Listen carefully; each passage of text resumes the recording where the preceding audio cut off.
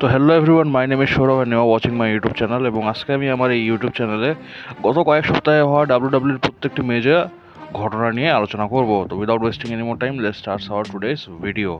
তো সর্বপ্রথম নিউজটা হলো কি, রোমান রেন্স ফাইনালি রিটার্ন করে ফেলছেন নিজের, এবং বিগত রয়ের এপিসোডে তিনি আসে ব্রনসন রিড এবং ব্রন ব্রেকারকে ডিস্ট্রয় করে ফেলেন, এবং এই সেগমেন্টটা প্রচুর মারাত্মক ছিল। এটা আমি কিন্তু 2 সপ্তাহ আগের কথা বলছি, কারণ এর আগের সপ্তাহ আমি কোনো ভিডিও আপলোড করিনি, তো ওই জিনিসটা আমি এই ভিডিওতেই কভার করে নিচ্ছি। বাট ইয়েস, এই নিউজটা কিন্তু প্রচুর মারাত্মক একটা নিউজ, কারণ রোমান রেন্স গত মনে হয় 1 মাস অথবা 2 মাস যাবৎ এই ডাব্লিউডাব্লিউতে ছিলেন না, যার কিন্তু প্রভাব ডাব্লিউডাব্লিউর কোম্পানির উপরও পড়তেছিল। বাট তেনার আসার পর থেকে এখন একটু ডাব্লিউডাব্লিউর মধ্যে আবার পুনরায় যান ফিরে আসে গেছে। আর হ্যাঁ, এখন তেনার নতুন মার্চেন্ডাইজও আসে গেছে, ওইটার নাম হলো OTC1, মানে উনি একমাত্র one and only original tribal chief. এবং ইয়াস, আমি এই রিটার্ন থেকে প্রচুর খুশি, কারণ আমিও রোমান রেন্সকে কিন্তু টিভিতে অনেক দিন ধরে দেখতে যাচ্ছি, বাট সুযোগ পাইলাম না। বাট ইয়াস, অবশ্যই রিটার্ন হয়ে গেছে। ইয়াস, তো এটা অনেক ভালো একটা খবর।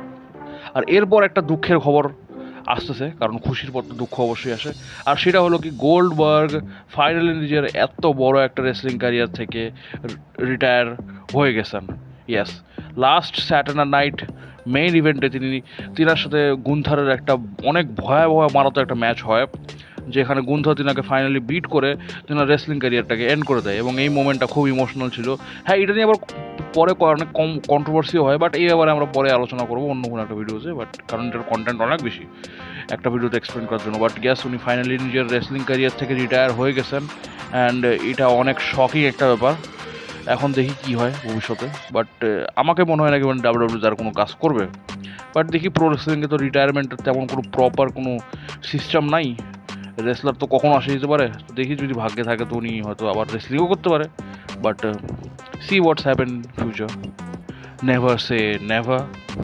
এবং এরপর আর একটা খবর আসে জেথ রলিন্সকে নিয়ে, কি লাস্ট স্যাটারডে নাইট মেন ইভেন্টসে ওনার সাথে একটা ম্যাচ ছিল একটা রেসলারের, এলএ নাইটের। তো ওখানে একটা স্পট ছিল, যে স্পটটা রং হয়ে যাওয়ার কারণে ওনার নিতে মারাত্মক লেভেলের একটা ইনজারি হয়ে গেছে, যার কারণে উনি এখন কয়েক মাস রেসলিং থেকে অবসর নেবেন, একটা টেম্পোরারি রিটায়ারমেন্ট বলতে পারেন।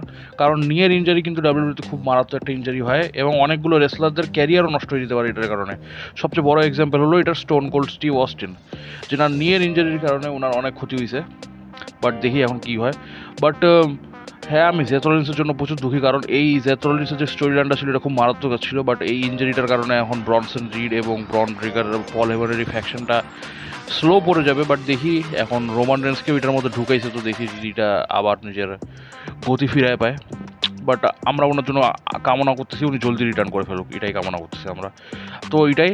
এবং এটা ছাড়াও আরও একটা অনেক বড় একটা নিউজ ছিল এই সপ্তাহের, আর সেই সপ্তাহ হলো জন সিনা ভার্সেস কোডি রোডসের সেগমেন্টটা।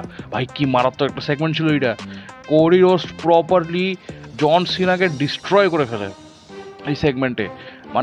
এই ব্যাপারে আমরা অন্য কোনো ভিডিওতে আলোচনা করবো, কারণ এটাতে অনেক কন্টেন্ট আছে। সো এটাই। বাট ইয়াস, এই সেগমেন্টটা প্রচুর মারাত্মক ছিল, এবং এই সব ভিডিওটা কিন্তু আমি গত সপ্তাহেরও করতে চাইছিলাম, বাট এই সপ্তাহে আমাকে আপলোড করতে হচ্ছে কোনো কারণবশত। বাট এটাই। তো ভিডিওটা ভালো লাগে থাকলে চ্যানেলটাকে সাবস্ক্রাইব করে দিবেন, ভিডিওটাকে লাইক করে দিবেন, এবং এই ব্যাপারে আপনারও মতামত নিচে কমেন্ট সেকশনে প্রকাশ করে দিন। সো ভালো থাকুন, সুস্থ থাকুন, বাই।